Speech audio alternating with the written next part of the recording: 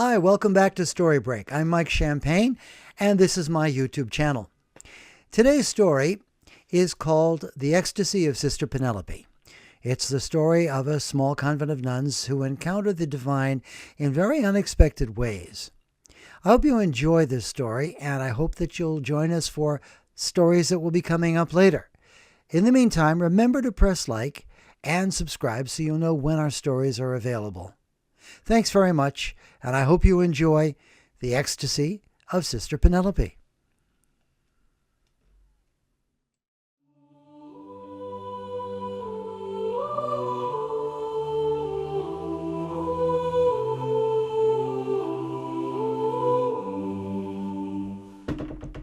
Sister Jean! Sister Jean! The young nun pounded urgently on the door of the Mother Superior of the Progressive Order of the Sisters of the Blessed Society. Alarmed, Sister Jean tore back the covers and staggered to the door to open it. Sister Lucille, what on earth? She's doing it again! Sister Penelope is doing it again! Sister Jean looked anxiously down the long corridor lined on both sides with the doors of the nuns' bedrooms. She spied one door open down on the end as she awkwardly tore on the robe, aided by the younger nun. Where is she now? In the dining hall. I tried to stop her, but I got hit by the bed. Sister Lucille displayed a small scrape on her left forearm. You're bleeding. It's just a scratch, but I couldn't stop her. How did you get hit by the bed? She's in it. Huh? Sister Penelope asked us to tie her down in bed so it wouldn't happen again. You mean she's floating around, bed and all? Sister Jean was flummoxed. It's kind of like a flying tank. These beds are pretty heavy. The young nun held her hand over her wound. Let's go. Sister Jean led as Sister Lucille and she trotted down the hallway toward the dining hall. By this time, doors were opening up and sleepy nuns were peering out and asking what was happening. Go back to bed, sisters. I'll take care of this. Everyone back to bed. Sister Jean barked her orders even as she was trotting down to the dining hall, where she had no idea what to expect. The two nuns arrived at the dining hall to find Sister Penelope floating over the empty steam table. There she was, fast asleep, softly snoring, and totally unaware of the disruption her late-night hovering was causing. Sister Penelope! The younger nun started to call the sleeper's name. Shh! If she wakes up now, she'll crush the new equipment. I'm not having this kitchen ruined by Sister Penelope's unscheduled flights. Help me. The two nuns carefully approached the floating bed. It seemed to be hovering and lightly bobbing in the air just over the newly installed steam table, a gift from a devoted but practical restaurant owner as a useful tax deduction. They stood there for a moment, not quite sure what to do. Why do you suppose she always comes here? Sister Jean's voice was hushed, almost as if they were in church. Well, she does love the hash browns at breakfast. You think she's hungry? Sister Jean kept looking up at the gently bobbing bed with its unconscious pilot. I don't know, but I'm sure she didn't want this to happen again, certainly not this way. Well, this is beyond the pale. It was bad enough when she was floating around the corridor and circulating. I mean, it was just her. But now she's careening around in an iron bed. Someone could get killed. Sister Jean summoned up her courage and reached up and gently pushed on the forward leg of the floating iron bed. To her amazement, it turned slightly without resistance. Give me a hand. The two nuns each grabbed a leg of the floating bed and pulled it away from its hover over the steam table to an open landing pad next to a stack of trays. On three. 1, 2, 3. Sister Jean and Sister Lucille pulled down on the airborne bed and brought it to the floor, but almost immediately it lifted again. Drat! All right, once more. This time, when we get it down, I want you to sit on it, Sister Lucille. Sit on it? Really? The younger nun looked back at Sister Jean in horror. Suppose it takes off again. I'm right here. I won't let it go anywhere. In that event, you just hang on. I'll bring it down again and you can jump off. All right. You won't let it take off with me on it, you're sure? Yes, I'm sure. Now here goes. 1, 2, 3. They pulled the bed back down and Sister Lucille sat down on the left side of the bed at the foot.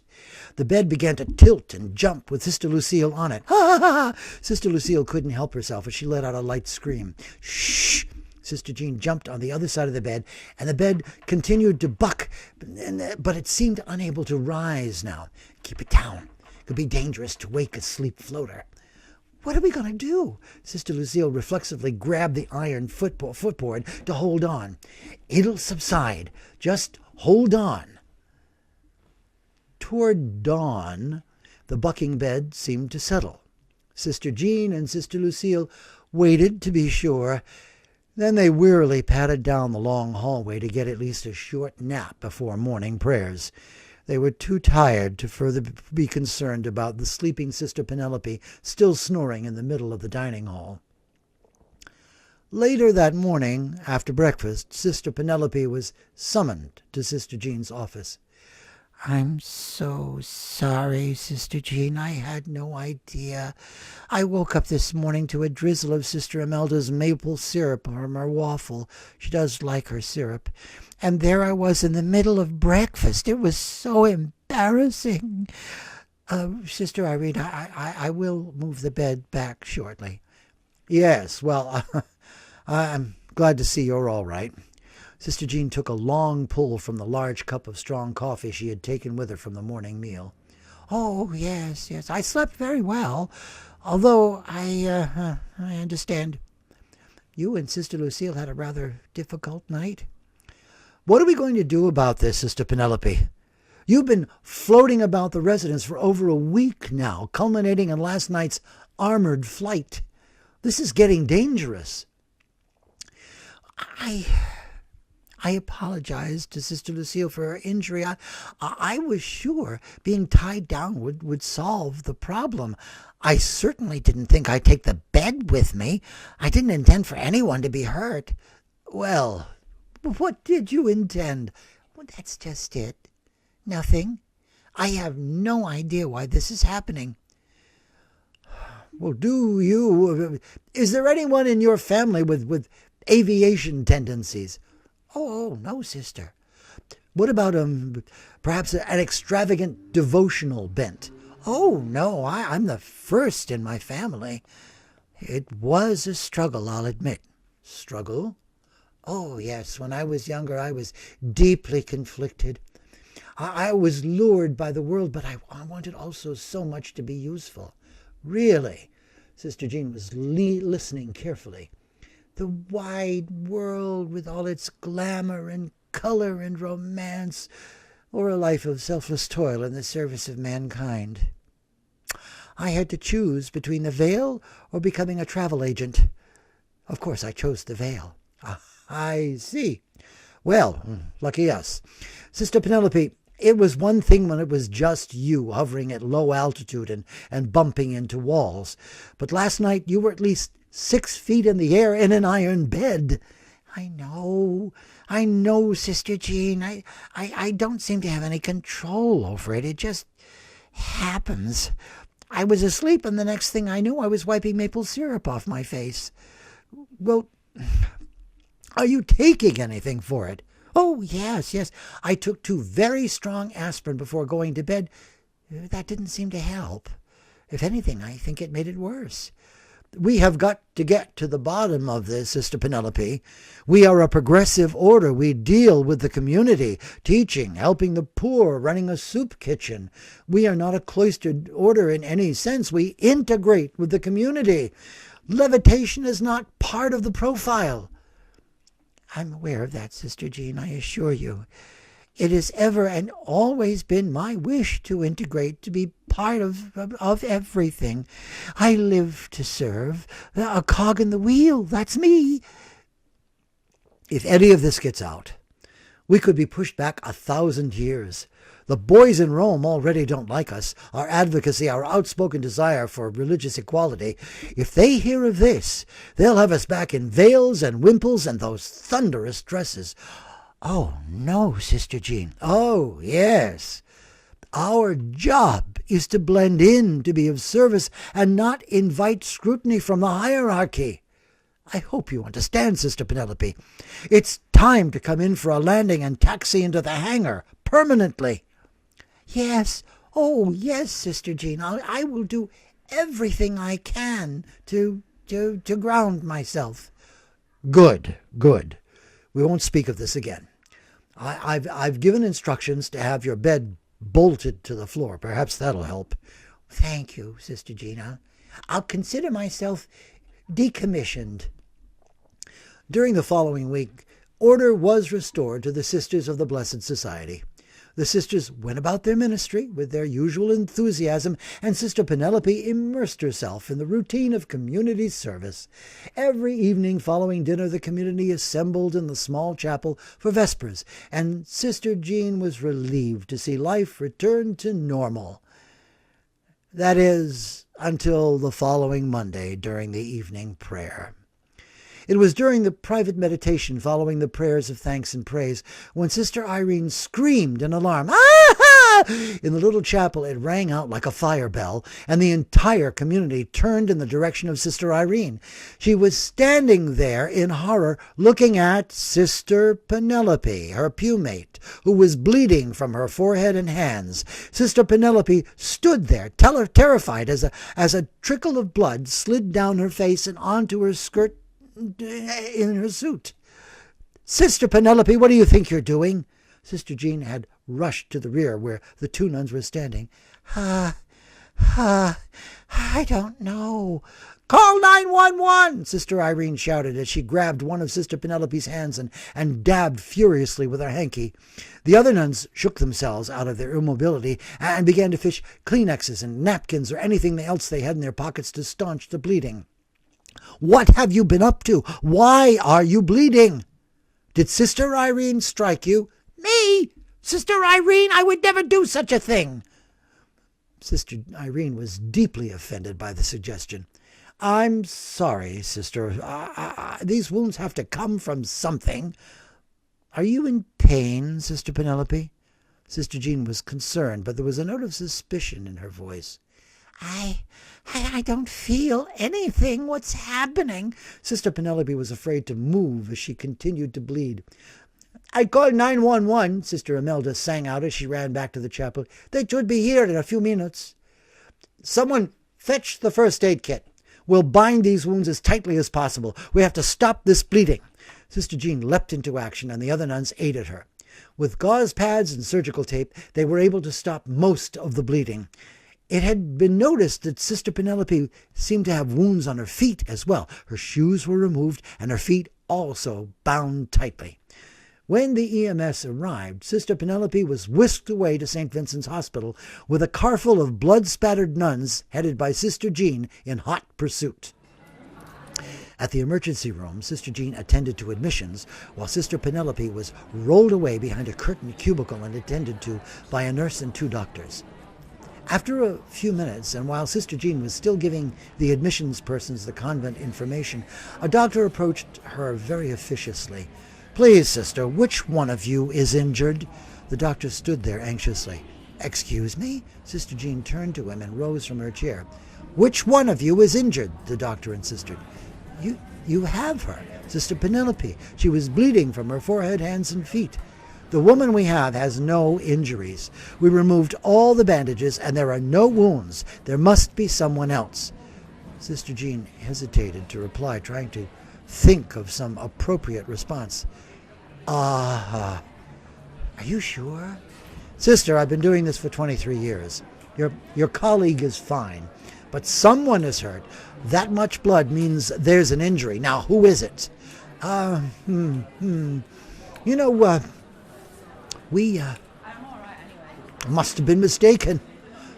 You know, women living as we do, there's a certain amount of boredom. It can lead to practical joking. I guess I'm the one who got punked. Sister Jean's nervous laughter rang hollow even to her. "Sister Penelope, come out. Sisters, back into the car. Let's go." Sister Penelope drew back the curtain, looking nervous and worried as she joined the other sisters, who wore a look of total confusion as they pushed each other out of the emergency room. "Sister, I'm shocked that nuns would resort to such a ridiculous trick to just amuse themselves. This is a hospital. We don't appreciate this abuse of our services. The doctor was incensed, and Sister Jean wanted to get out of there as quickly as possible. Ah, no. No, I'm sure you don't, and I'm dreadfully sorry. What can I say? Young nuns. Who knows what they could have been thinking? Just send us the bill, and please accept my abject apologies. I hope you intend to discipline those responsible. Oh, yes, absolutely. You have no idea. We are, after all, a religious order. Thank you, Doctor. I'm sorry. And goodbye. The car was silent on the way to the convent, with Sister Jean driving and burning at the wheel. The next morning, Sister Penelope was again in Sister Jean's office. Sister Jean stared at her for 2 full minutes before saying anything. This has got to stop. I have no idea what this is going to cost from the hospital, let alone the cleaning bills for 5 blood-stained suits. That doctor must have thought I'd lost my mind. I'm not sure I haven't. Sister Penelope shrank in her chair and looked at the floor. I'm very, very sorry. Sister Jean looked at the forlorn woman and relented a little. Sister Penelope, you've always been a nice, quiet nun. No trouble, no inclination to showboat. The young woman looked up. Showboat, sister? You know, stand out, be someone who demands attention. Oh, no, I would never want that. I like being part of something, but I don't want anyone to notice me. Then why all this? First levitation and now stigmata? Stigmata? Really? Well, what else could it be? This is not normal. This sort of thing went out with the 15th century. We are modern nuns. We don't do stigmata. I promise you, Sister Jean, it's not intentional. I don't believe in casual bleeding for any reason. Has this happened before that I might not know about? No, that was the first time. Well, that's something, I guess. I can bolt down your bed and have you tied in, but how do I stop this? It won't happen again. I won't let it. I'll pray. You'll pray. Okay. Sister Jean seemed less than reassured. I hope I convinced the doctor that this was all some sort of practical joke. We can't have this going out to the community. If word of this got out, that we had a levitating, stigmatizing nun, the reporters would be all over us. It would only be a matter of time before the Holy See sent investigators, and our mission here would be finished. Oh, no, don't say that, Sister Jean, not after all the good work we've done. Notoriety always trumps good work, Sister Penelope. Reporters come in, and they can find corruption in a newborn. Unless we want to be in 60 Minutes, we've got to make sure there are no more incidents. Is there anything else? Anything you're not telling me? Sister Penelope lowered her eyes to the floor again, and Sister Jean's hackles rose. What does that mean? Come on, lay it on me. We have no time to be shy. Well, lately. Yes, go on, lately. What? Well, the voices. Sister Penelope's voice became small and soft. Voices? You're hearing voices? Lately, yes. What? What are they saying? Are they telling you to save France or something? Oh, no. It's nothing, really. Oh, no. We are not ignoring anything now. We can't afford to. What are your voices telling you? Sister Jean was perched on the edge of her chair.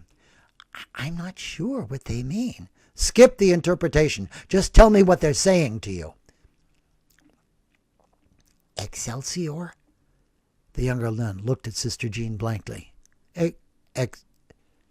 Excelsior? The packing material? I had to look it up. It's Latin for ever higher. Ever higher. What does that mean? Sister Jean now was half talking to herself.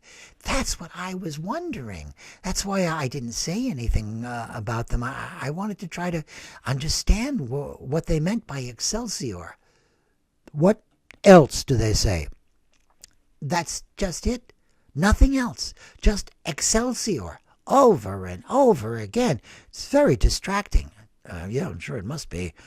Sister Jean sat mystified for a moment, unsure what to say. Finally, she came to herself again and decided to play for time. Thank you, Sister Penelope. You've given me a great deal to think about. You can go now. Sister Penelope rose quickly, much relieved. Thank you, Sister Jean. Believe me, I'm very sorry. I will work hard not to bleed again, and I'll just continue to ignore the voices. Shall I? Yes. I think that would be best. You should hurry. I'm sure they'll need you in the soup kitchen. In the ensuing weeks, aside from one short flight when she fell asleep during matins, Sister Penelope's floating slumbers were largely curtailed. As for her stigmata, she had taken to wearing preemptive bandages over the affected areas in case of a spontaneous recurrence. Fortunately, there was no sign of it. As for the voices, Sister Penelope took great pride in using large earplugs, which, while preventing her hearing the voices, did somewhat stymie her communication skills with the other sisters. Still, she was able to work, and the other nuns slowly grew used to her peculiar appearance. At the end of the month, Sister Jean called her once again to the office. The young nun apprehensively opened the door to Sister Jean, sitting silently at her desk, smiling. Come in, Sister Penelope. Now, don't be scared. I have some good news, which I think will make you very excited. Sister Penelope slid into the office and stood doubtfully in front of Sister Jean's desk. Oh, please, sister, take a seat. I'm not going to bite your head off. Everything seems to be all right, yes? Oh, yes, Sister Jean. I haven't flown at all, except for that one time, and I'm getting used to the rope burns. Good.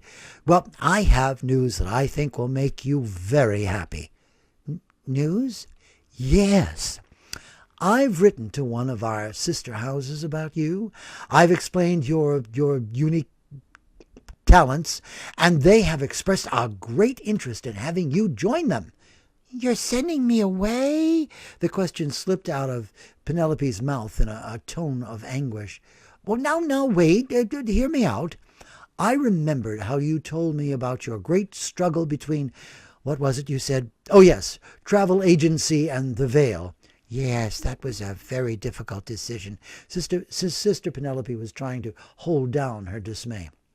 Well, it's a new house, and it's in a very remote village in Tibet. Sister Penelope suddenly sat upright in her chair. Tibet? They are in desperate need of more help, and knowing your love of travel, oh, sign me up, sister. Tibet, as in the high Himalayas, 15,000 feet, I believe. It's in an old temple, in a small but very needy village. Oh, Sister Jean, this is so much more than I deserve. No, I think it's a very good fit.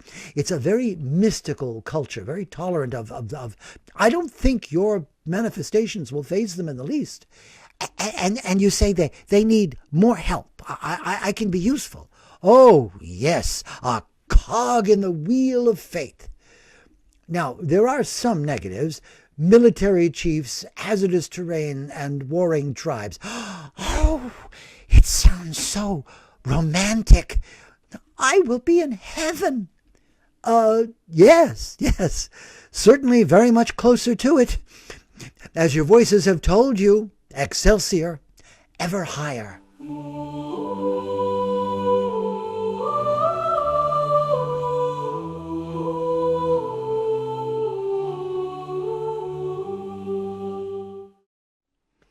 I hope you enjoyed the Ecstasy of Sister Penelope. Our next story, which will come in about 3 weeks, is an example of a very short form of short story. It's called flash fiction.